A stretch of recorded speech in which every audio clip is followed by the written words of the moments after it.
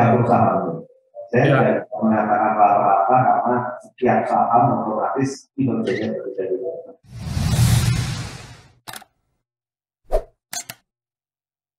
Semangat pagi Sobat Sukses. Pada hari yang berbahagia ini kita akan berbincang dengan seorang pakar pasar modal, investor, financial planner, dan pemilik dari 25 perusahaan, yaitu Bapak Tony Hermawan Adikarjo.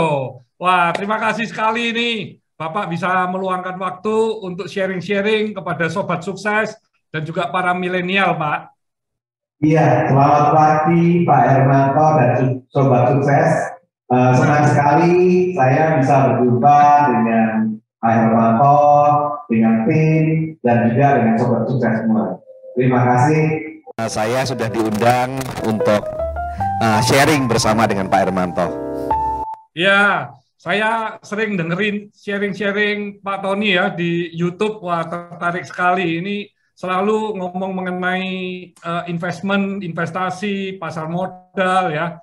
Nah, sebelumnya saya ini ingin nih cerita dari Pak Tony ya. Ini kan lulusannya Bapak ini kan sarjana teknik kimia gitu ya. Tapi kok bisa aktifnya ini justru di dunia pasar modal dan dunia investasi. Mungkin Pak Tony bisa ini cerita kenapa ini background-nya teknik kimia tapi kok masuknya di pasar modal ini.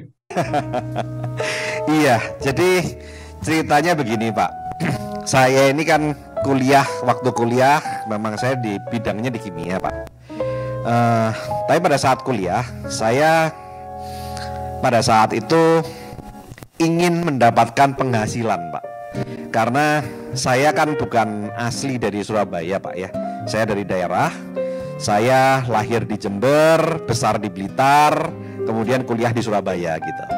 Nah, saat saya kuliah, saya itu kepingin seperti teman-teman ya. Waktu itu banyak yang ngajak kalau Sabtu Minggu nonton, kemudian ke kafe gitu ya, kadang ke diskotik ya. Waktu kegiatan anak muda lah Pak. Nah, cuman saya mau minta uang sama orang tua itu saya merasa nggak enak Pak, sungkan gitu ya. Saya nggak ingin ditanyain kamu tuh sebetulnya di Surabaya itu mau main-main atau mau kuliah gitu kan. Nah, sehingga saya waktu kuliah saya sudah mulai untuk mencari uang gitu Pak. Nah, jadi awalnya sih saya ditawari sama temen sih. Ada temen yang ngajak saya untuk jual baju Pak. Nah, waktu itu ada baju yang mana dia ambil dari pabrik, kemudian saya disuruh bantu jualin gitu. Saya tuh bilang, saya tuh nggak bakat jualan. Saya tuh masuk kimia karena saya ini nggak pandai komunikasi gitu Pak. Saya waktu kecil, saya ini tidak punya banyak teman Pak.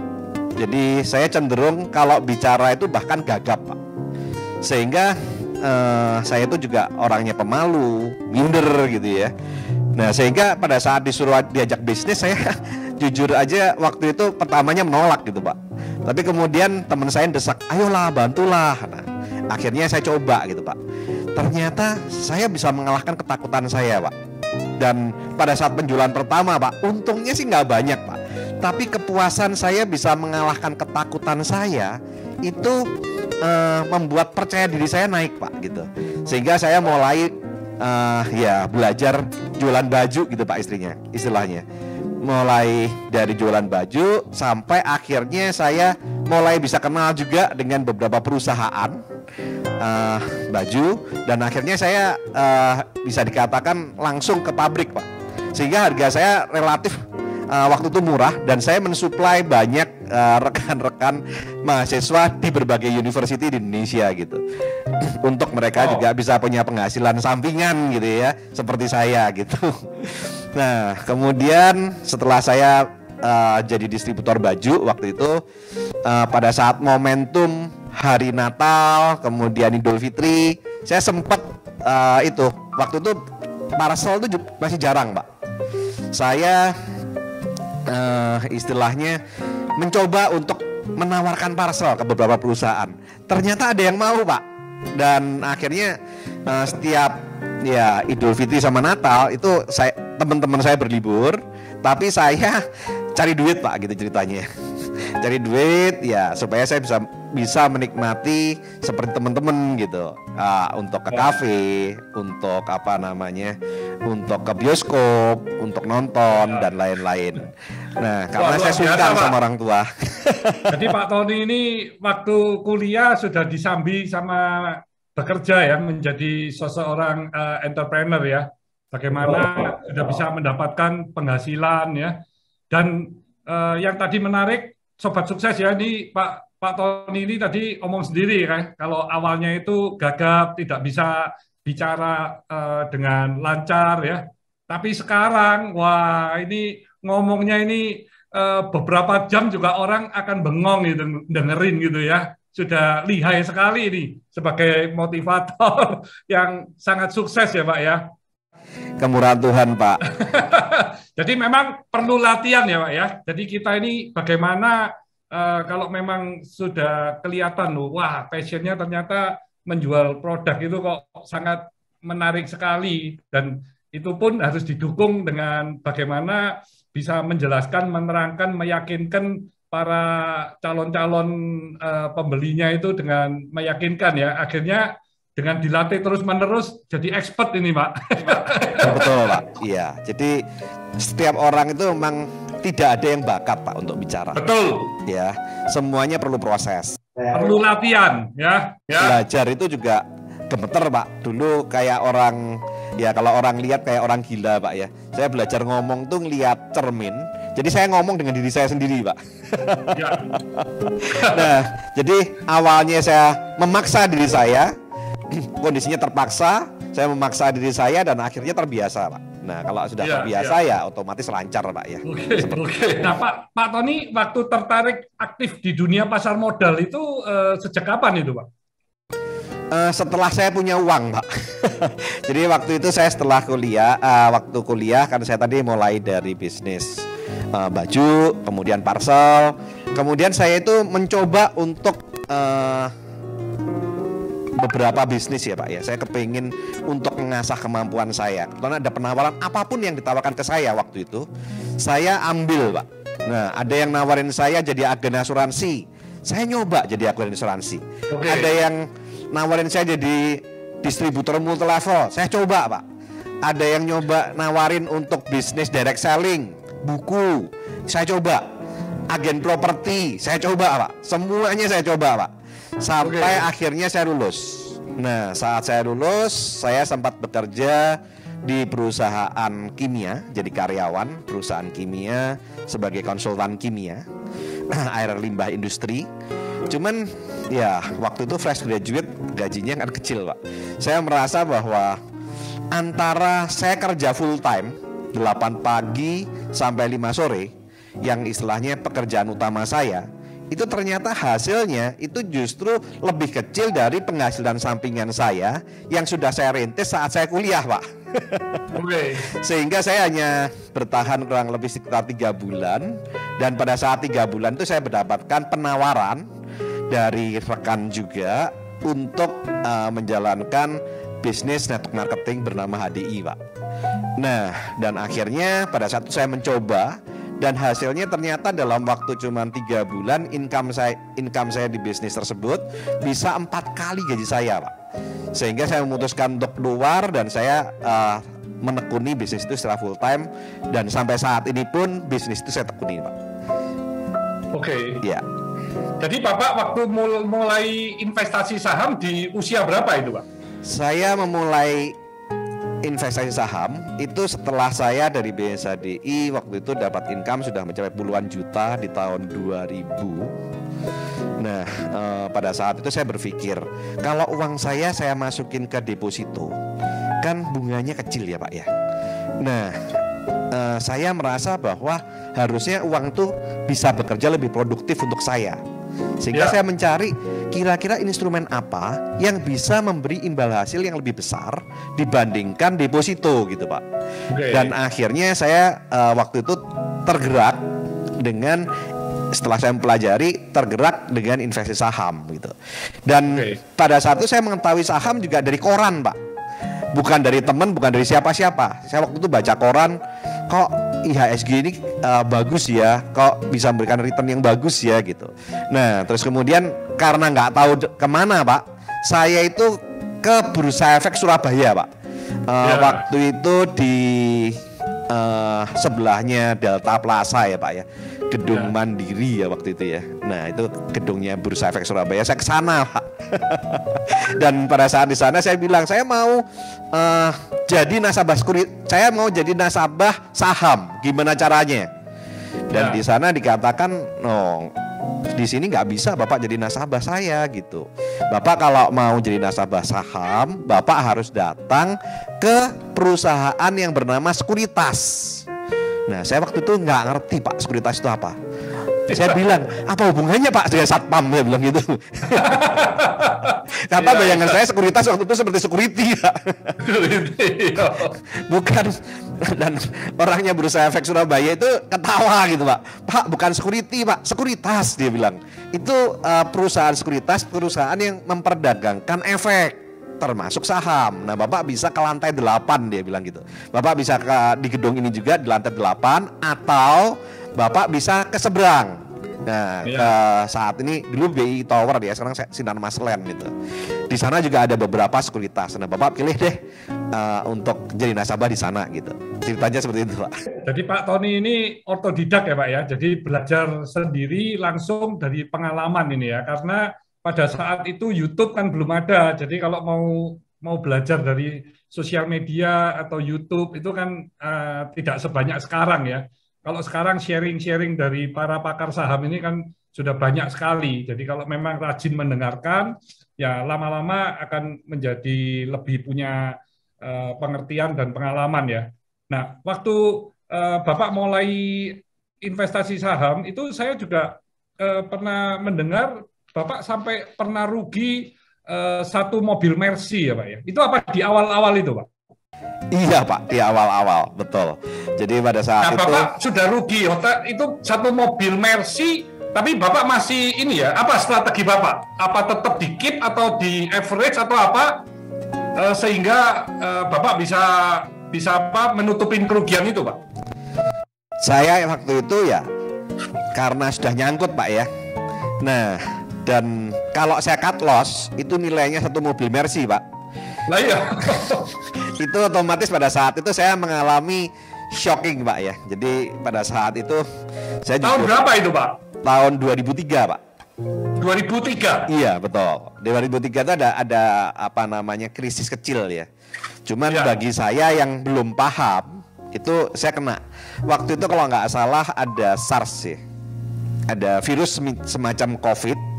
Namanya SARS ya. Nah itu ada sedikit apa namanya penurunan yang cukup tajam di bursa efek, dan saya waktu itu kena Pak gitu. Nah ya waktu itu saya kalau cut loss terlalu dalam Pak, karena turunnya kan cepat sekali kalau pada saat krisis seperti itu kalau crash. Nah sehingga saya waktu itu kumpulin uang Pak. Saya waktu itu sempat masuk di koran Jawa Pos. Dan itu saya nggak sadar kalau ditelepon kalau difoto sama wartawan, karena di sekuritas itu waktu itu belum banyak orang yang datang ke sekuritas Pak. Ya pada saat tahun-tahun tersebut jarang sekali orang berinvestasi di pasar modal, dan seperti katanya Pak Hermanto tadi, mau cari informasi susah Pak. Jangankan cari di YouTube Pak, YouTube waktu itu belum ada gitu ya. Mau ikut training aja, training saham itu nggak ada yang ngajar Pak Mas Yan. Mau cari buku tentang saham itu juga susah Pak. Sehingga akhirnya pada saat saya ke luar negeri, saya waktu itu berlibur ke Singapura. Nah di sana kan sudah lebih maju ya Pak ya dari Indonesia. Nah saya ke toko buku, saya belanja Pak apa namanya buku-buku tentang saham.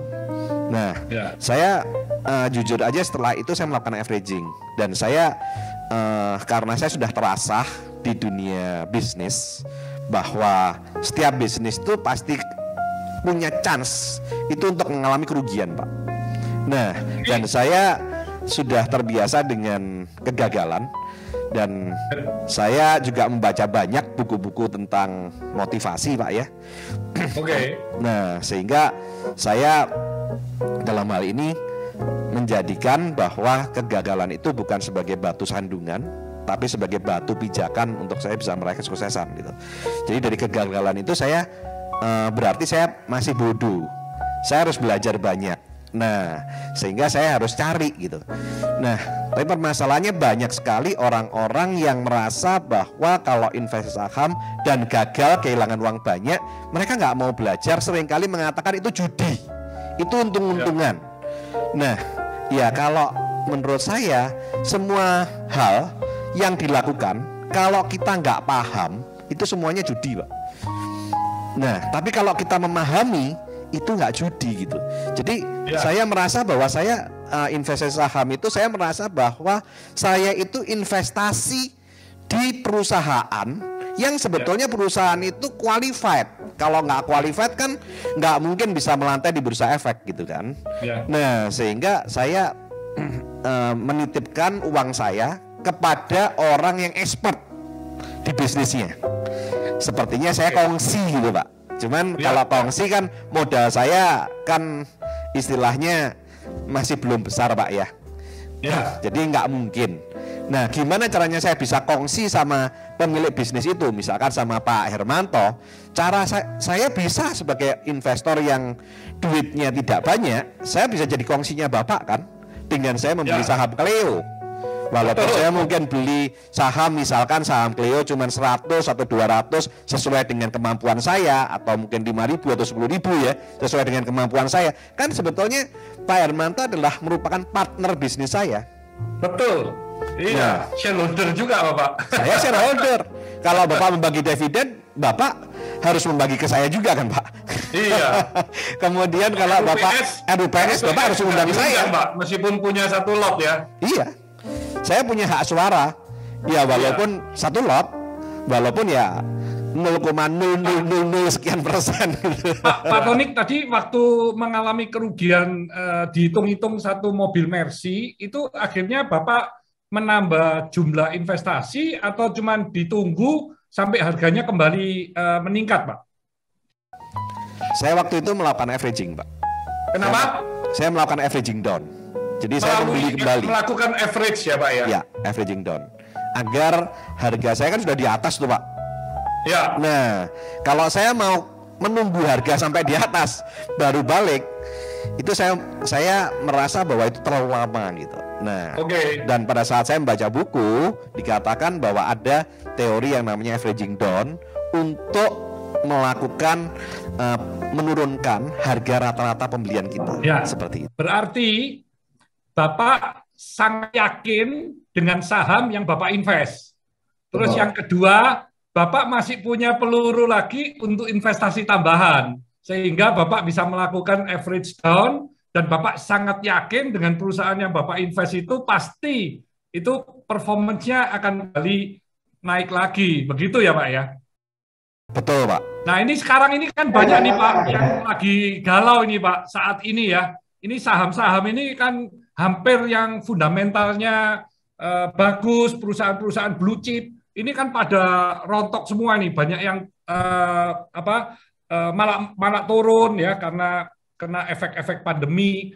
Nah ini kan banyak sekali para investor, terutama pemula yang sejak awal tahun ini mulai masuk ke saham, itu kan banyak yang mengalami kerugian ya.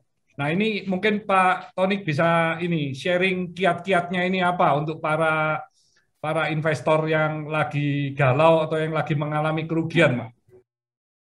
Iya, jadi tadi saya ada tambahan, sebetulnya ada catatan. Kenapa saya melakukan averaging down? Karena saya waktu itu saham yang saya beli rata-rata blue chip, Pak. Jadi saya memang mencari saham yang blue chip. Nah, sehingga pada saat saya turun, otomatis saya yakin bahwa kinerja perusahaan itu begitu lepas dari krisis, itu akan kembali. Tapi catatannya akan berbeda kalau saham yang dibeli itu tidak punya fundamental, Pak. Atau maksudnya perusahaannya sedang rugi, atau fundamentalnya kurang bagus gitu ya. Nah, yang itu saya tidak akan melakukan averaging down. Ya, seperti itu. Ya, makanya berarti hati-hati pada saat mau berinvestasi saham. Jadi jangan mendengar rumor-rumor, isu-isu, terus ikut-ikutan, tapi tidak yakin dengan perusahaan tersebut ya, karena itu investasi seharusnya kan untuk jangka panjang, kecuali memang profesinya trading gitu ya Pak ya. Betul, betul. Saya pribadi memang, saya saat ini Pak ya, jujur saya investor, tapi saya juga trader Pak. Tetapi saya memisahkan akun saya Pak.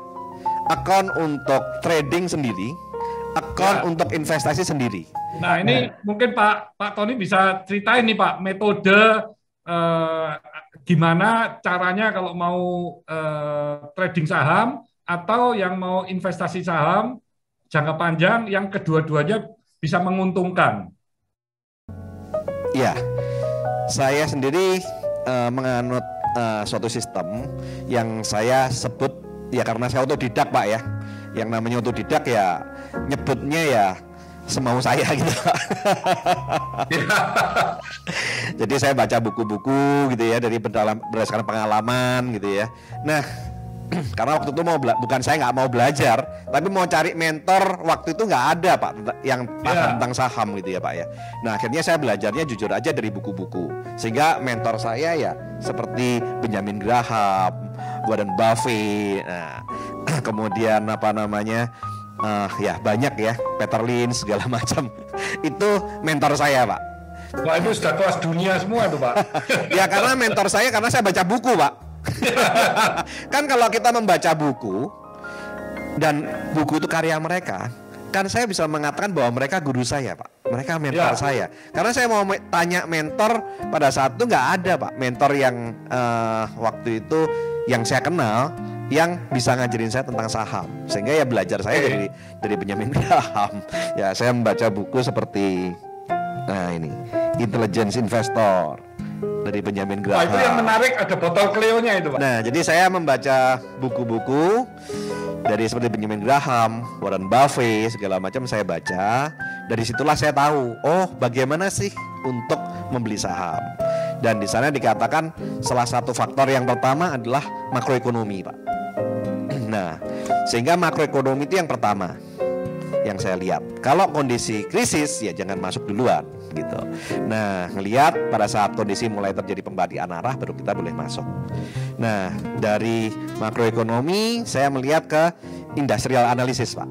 Kira-kira dalam kondisi krisis itu industri apa yang bagus. Nah itu yang kita boleh masuk gitu. Seperti saat kemarin ya, itu kan pada saat krisis pertama. Tip-tip untuk memilih saham bagi para investor yang mau berinvestasi ya Pak ya. Betul. Nah jadi pada saat kemarin seperti krisisnya kan karena virus corona. Dari sini kan kita bisa melihat bahwa industri farmasi itu pasti menjadi winner. Pasti dia akan trending gitu. Kenapa? Ya pasti orang membutuhkan obat Pak. Ya kalau butuh obat berarti pasti belinya ke perusahaan farmasi, rumah sakit segala macam. Nah itu saham yang kita beli duluan Pak, karena krisisnya karena virus corona. Beda kalau krisisnya bukan karena virus corona, mungkin saham farmasi pun juga akan terpuruk gitu ya. Nah tapi karena yang virus corona ini, saham kita masuk ke saham farmasi. Kita harus follow the trend Pak, jangan melawan tren. Nah setelah itu kemudian pemerintah mulai melakukan kebijakan-kebijakan biasa Pak. Nah ini yang selalu setiap kali krisis itu pasti pemerintah akan berusaha untuk menyelamatkan negara. Itu pasti Pak ya. Semua negara pasti melakukan itu. Makanya mereka pasti melakukan yang namanya kebijakan makroekonomi, baik itu kebijakan fiskal ataupun kebijakan moneter. Nah sehingga biasanya yang berbalik arah duluan biasanya saham-saham banking Pak, karena biasanya ada kebijakan moneter dan itu biasanya pasti menguntungkan perusahaan banking. Nah kemudian kemarin ada info pemerintah melakukan ada SWF Pak ya, Sovereign Wealth Fund. Wah berarti ini pembangunannya akan digencarkan ini infrastruktur. Nah saham-saham infrastruktur otomatis menarik Pak untuk kita masuk berikutnya gitu. Nah, jadi kita harus tahu tren dengan membaca kondisi secara makroekonomi bagaimana. Itu industrial analysis. Nah, baru kemudian kita masuk ke fundamental analysis, Pak. Nah, kira-kira dari sekian banyak saham yang industrinya itu tren, kita milih nih saham mana yang terbaik, Pak, yang di industri itu. Nah, dalam hal ini otomatis kita cari market leadernya siapa. Harga sahamnya sudah terdiskon banyak belum? Nah, kalau memang sudah diskonnya banyak, ya saya jujur aja kadang-kadang tertawa. Kenapa? Karena di investasi saham itu kalau kondisi sedang sale, justru banyak orang ketakutan, kemudian justru ikut jual barang, Pak, cut loss. Nah, padahal kalau kita ke department store, Pak, ya, itu kalau ada sale, wah, itu semua orang berlomba-lomba beli, Pak, betul nggak, Pak? Nah, atau kalau misalkan Pak Hermanto dengar ada properti di sale, atau ada perusahaan di sale, atau ada mungkin Rolex di sale, wah, itu cepetan ke toko Rolex, Pak, untuk beli gitu, Pak. Tapi justru kebanyakan orang yang masih pemula seringkali takut dan cut loss. Nah, disitulah seringkali kita mengalami loss yang cukup dalam seperti itu, Pak. Nah, kita cari yang diskon price, yang sale. Nah, itu kita beli. Nah, terus kemudian setelah itu baru kita lihat volumenya, Pak, volume transaksinya. Nah, bagaimana pembalikan arahnya, kemudian kita mulai masuk ke technical analysis seperti itu. Nah, kalau kita memahami tentang apa namanya, kita bisa memonitor tentang pergerakan market maker, Pak. Nah, itu juga bisa kita ambil gitu ya. Nah, makanya saya mengambil kondisi, saya mengatakan M2M analysis. Saya menganalisa mulai dari makroekonomi sampai market maker analysis. Oke. Jadi likuiditas juga sangat penting ya. Tapi Bapak tadi metodenya bagaimana untuk trading sama untuk yang investasi jangka panjang itu apa, Pak? Kiat-kiat Bapak itu apa ya? Nah, bagi pemula, Anda harus menentukan posisi Anda itu mau jadi apa. Oke. Posisinya mau jadi dari awal ya? Iya. Posisinya Anda mau jadi investor atau Anda mau jadi trader. Oke. Kenapa? Karena investor dan trader cara pengambilan keputusannya beda. Ya, setuju, Pak. Kalau investor, cara pengambilan keputusannya jelas dia akan ngambil saham perusahaan yang harus fundamentalnya bagus, Pak. Ya. Nah, investor pun ada 3 tipe menurut saya. Tipe yang pertama adalah investor yang tujuannya untuk dana pensiun, tujuannya untuk menikahkan anak gitu ya, tujuannya untuk supaya anaknya sekolah. Nah, itu tipe pertama, Pak, yang mana mereka investasi untuk menabung untuk masa pensiun, untuk sekolah anak dan lain-lain. Itu investor tipe pertama. Investor tipe kedua adalah investor yang lebih expert, Pak. Mereka memahami tentang fundamental analysis. Kalau investor tipe pertama gampang. Kalau masih sangat newbie, Anda pokoknya cari saham yang blue chip. Nah, kalau Anda bingung saham blue chip, cari aja saham yang Anda kenal. Ya, kalau misalkan bank, gampang kan? Anda pasti mengenal saham Bank BCA, Bank BRI, Bank Mandiri. Nah, itu Anda beli aja, itu pasti blue chip gitu kan. Kemudian kalau telekomunikasi, ya jelas Telkom gitu kan, Pak. Nah, kalau semen ya jelas Semen Indonesia, Semen Gresik gitu kan. Jalan tol ya Jasa Marga gitu ya. Nah, beli aja yang itu aman gitu ya, Pak ya. Nah, kemudian kalau consumer good ya bisa Indofood, kemudian bisa Unilever, yang memang bisnisnya ada gitu, yang Anda tahu gitu. Udah, itu aja. Bekalnya cuman itu kalau investor tipe pertama. Tapi kalau investor tipe kedua, Anda beda. Kenapa? Karena investor tipe kedua mereka mencari yang namanya dividen dan mencari yang namanya capital gain. Ya. Nah, dan mereka bisa melakukan switching portfolio. begitu fundamental perusahaan itu nggak bagus. Sehingga otomatis investor tipe kedua harus memahami tentang minimal fundamental analisis. Nah, investor tipe ketiga, nah ini investor tipe Pak Hermanto Tanoko ini. Jadi investor yang tujuannya untuk memiliki perusahaan itu. Ya. Jadi dia beli untuk kemudian memiliki, bukan hanya sekedar untuk portofolio untuk masa masa tua, untuk menyekolahkan anak, bukan seperti itu. Bukan juga cuma nyari dividen, bukan cuma sekedar cari capital gain, tapi ingin mengakuisisi perusahaan itu gitu. Nah, ini tipe yang ketiga. Tetap untuk ke arah capital gain juga lah Pak ya. Pak Tony, kalau yang tipe 1 dan tipe 2, yang mana kebanyakan itu di para investor pasar modal, itu menurut Pak Tony, dari sisi pengalaman Bapak sebagai konsultan atau punya pengalaman sebagai investor, itu tipe pertama, perkiraan rata-rata keuntungan setahunnya berapa, kalau yang tipe kedua rata-rata berapa, karena kan tentu kalau yang risikonya tinggi, ya pasti keuntungannya juga akan lebih tinggi, tapi kalau mengalami kerugian juga lebih tinggi gitu ya. Itu kan kedua-duanya nggak bisa lari gitu ya. Itu hukum investasi Pak. High risk high return, low risk low return Pak. Iya Pak. Iya. Nah, kalau yang di tipe investor seperti ini, karena semuanya jangka panjang Pak.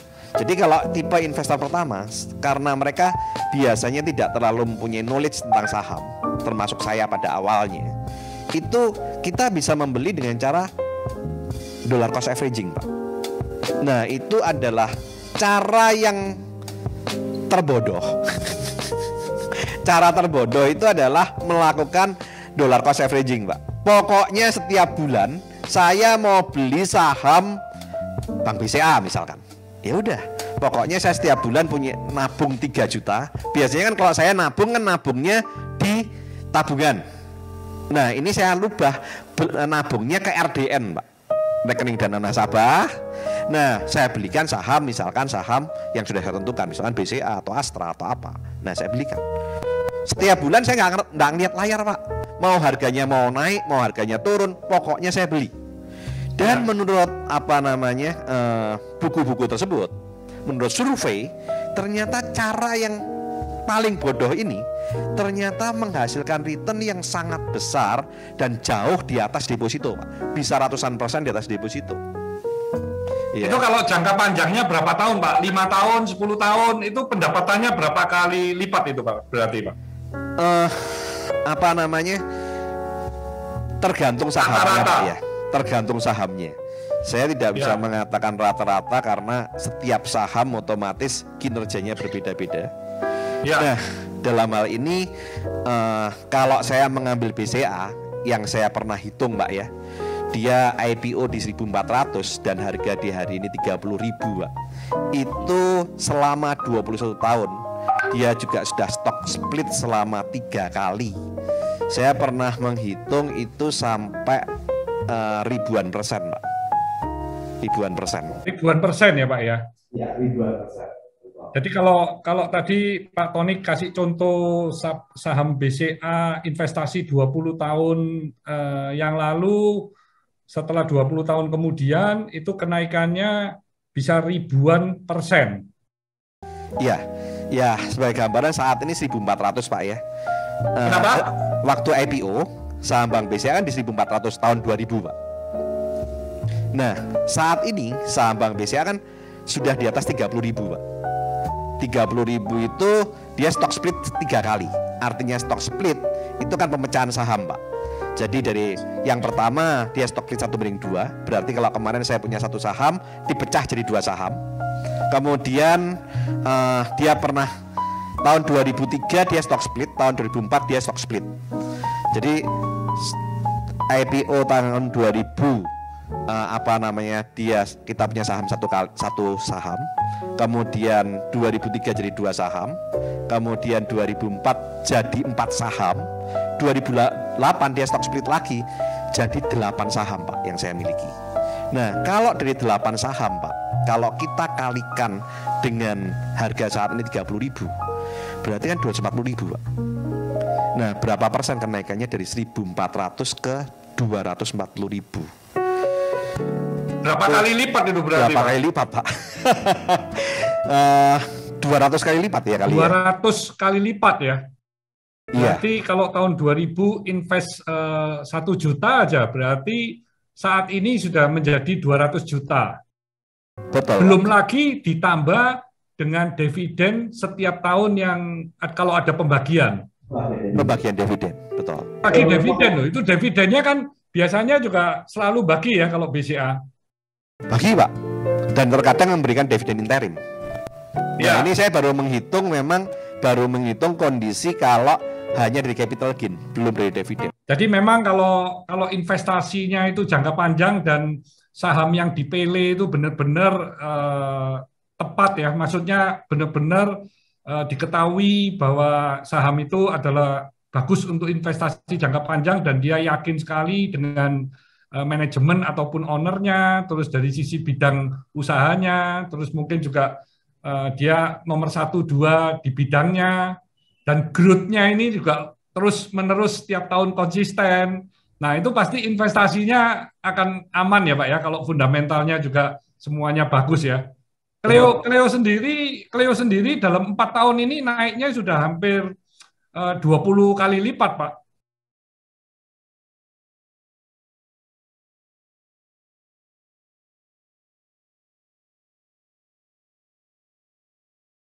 Karena pernah stok split 1 kali, 1 jadi 5. Wow. Ya, pernah stok split. Jadi sekarang harga saham di 480 atau berapa, dulunya 115, tapi 480 stok split 1 jadi 5 kan kurang lebih berarti seperti dikali 5 jadi 2.400-an ya. Iya. Dibagi 115 kan berarti ya 20 kali lebih, Pak. Iya, besar, Pak. Nah, itulah kalau kita jadi investor, Pak. Jadi investor itu enaknya juga kalau kita ini misalnya bekerja sebagai employee atau bekerja sebagai employer, itu tidak perlu terlalu sibuk ngurusin saham setiap saat jual beli seperti trading ya, Pak ya. Iya. Karena kalau trading Bapak kan jauh harus lebih aktif dan disiplin, Pak. Disiplin untuk cut loss maupun disiplin untuk take profit kan, Pak. Betul. Ini yang sulit ini. Ya. Jadi untuk membuat disiplin itu yang tidak mudah, karena cenderungnya kita ini kalau rugi nggak mau, tapi kalau untung mau. Jadi itu kesulitan yang pertama, sehingga akhirnya ruginya banyak, kalau untung dikit sudah diambil. Ya. Terus kerugian trading yang kedua dari sisi waktu, kan sahamnya itu harus dilihatin terus nih, nanti takut rugi, takut untung, jadi diikutin terus, akhirnya pekerjaan sendiri tidak fokus, Pak.